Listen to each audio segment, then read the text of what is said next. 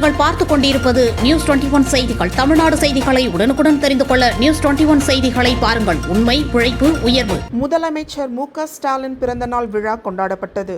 சிவகங்கை மாவட்டம் மானாமதுரை சட்டமன்ற தொகுதிக்குட்பட்ட திருப்புவனம் கிழக்கு ஒன்றியத்தில் சட்டமன்ற உறுப்பினர் தமிழரசி ரவிக்குமார், ஒன்றிய செயலாளர் ஏனாதி கடம்பசாமி ஆகியோர் கலந்து கொண்டு நலத்திட்ட உதவிகளை வழங்கினர். சுமார் 100க்கும் மேற்பட்டவர்களுக்கு இனிப்புகள் வழங்கி வேஷ்டி, சேலை மற்றும் பெட்ஷீட் வழங்கினர்.